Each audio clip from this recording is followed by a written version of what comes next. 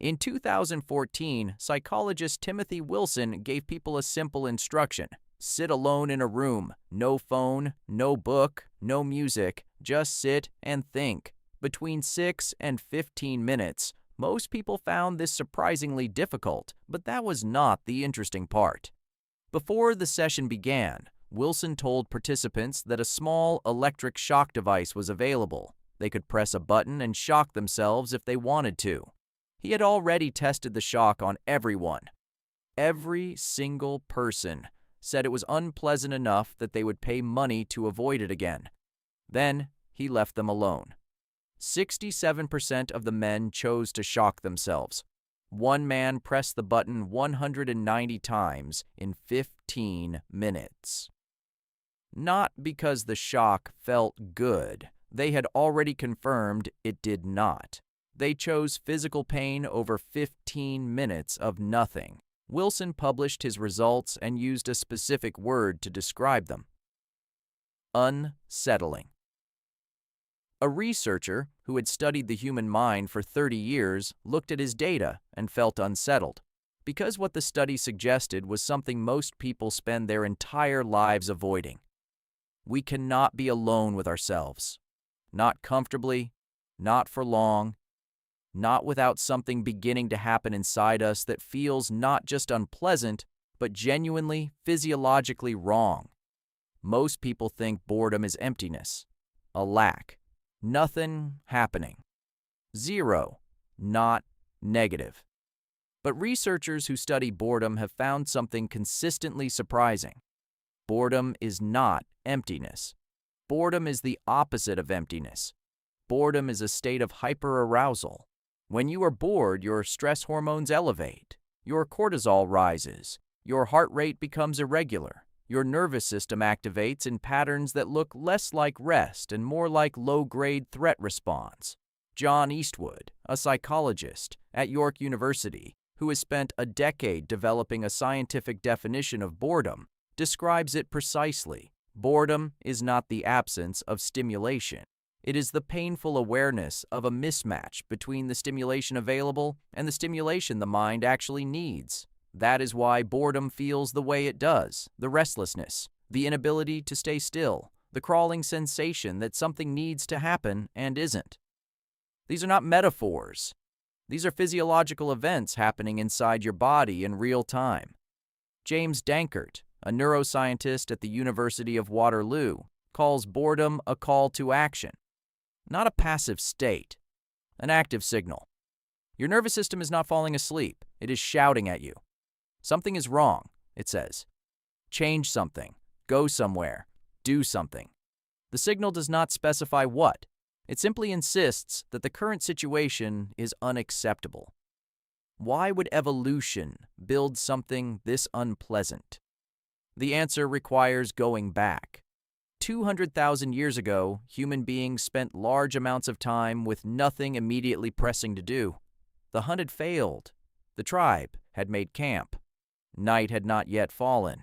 In these moments, the brain needed to solve its most important, non-urgent problems. Where should the tribe move when the season changes? Who among us is trustworthy? What mistakes have I made that I have not yet analyzed? This kind of thinking, strategic, reflective, long range, is uncomfortable. It surfaces anxieties.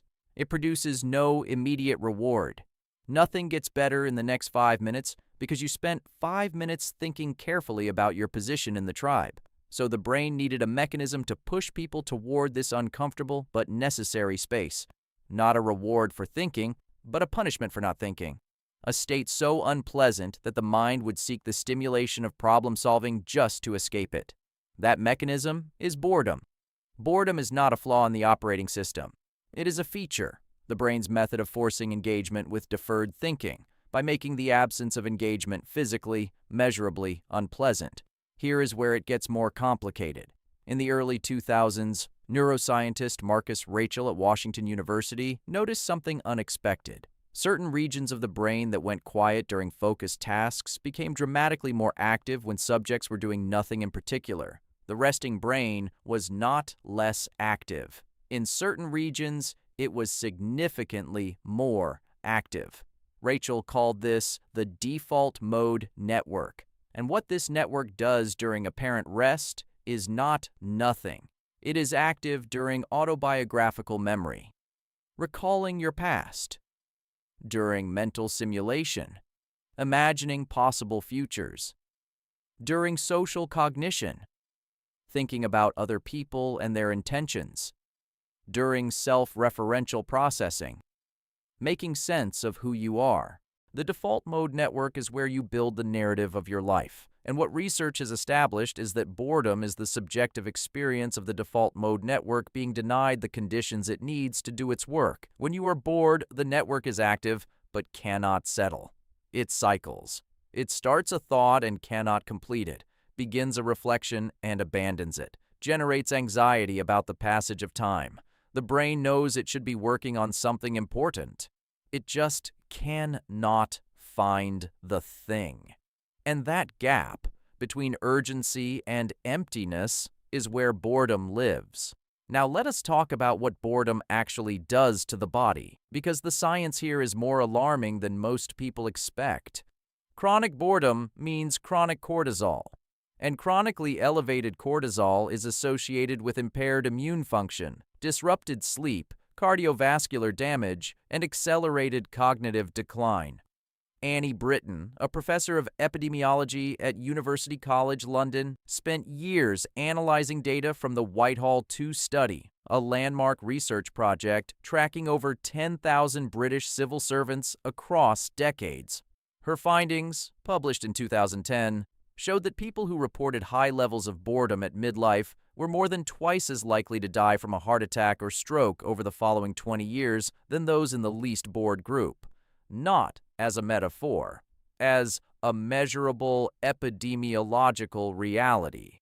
Boredom also changes what you do, and the behaviors people choose to escape it reveal something important about how extreme the discomfort actually is. Research links boredom to elevated risk-taking in gambling, in financial decisions, in physical activities. Any stimulation registers as better than none. It links boredom to unhealthy eating. Food, especially sweet or fatty food, produces immediate sensory stimulation that briefly interrupts the uncomfortable loop. The brain learns this association and generates cravings in response to boredom independent of actual hunger. Boredom is one of the most consistent triggers for relapse in people recovering from addiction. And research by Nicola Wilkins has shown that people experiencing high levels of boredom exhibit measurably increased hostile cognition and aggression. These are not character flaws. They are predictable responses of a nervous system under stress, searching for any available exit. Here is where the story turns, because there is another side to boredom that most people never discover. Because they never allow themselves to be bored long enough to find out. Boredom produces creativity.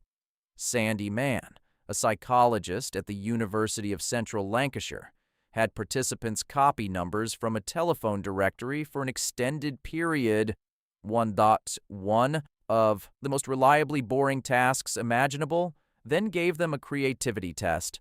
A control group received only the test.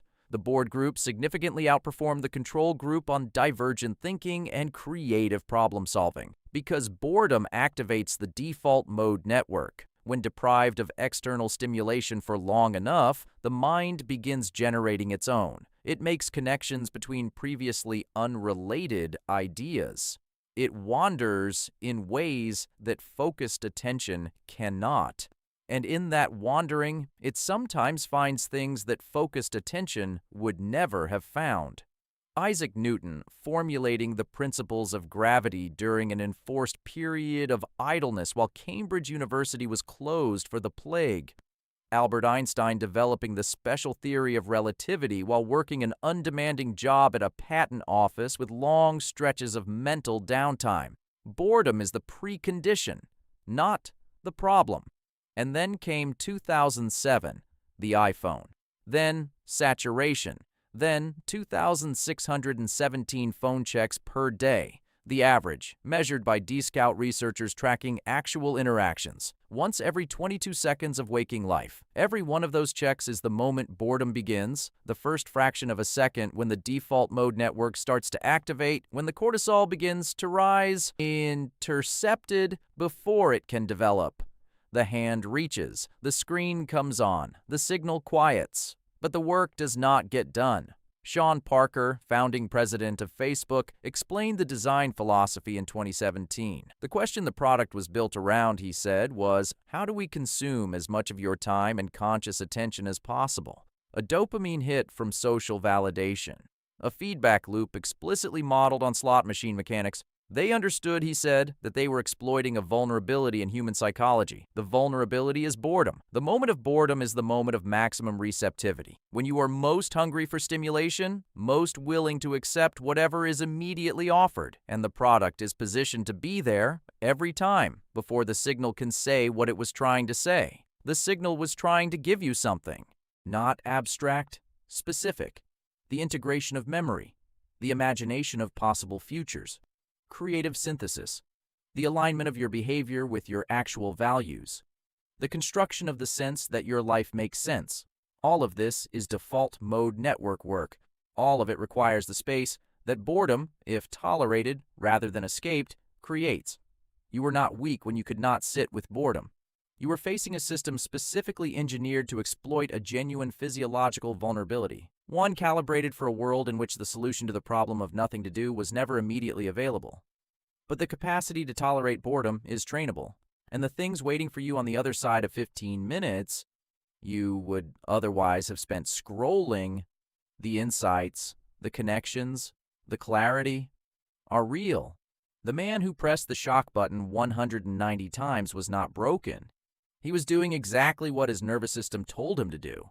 But the discomfort was trying to tell him something, and the something, if he had let it, might have been worth hearing.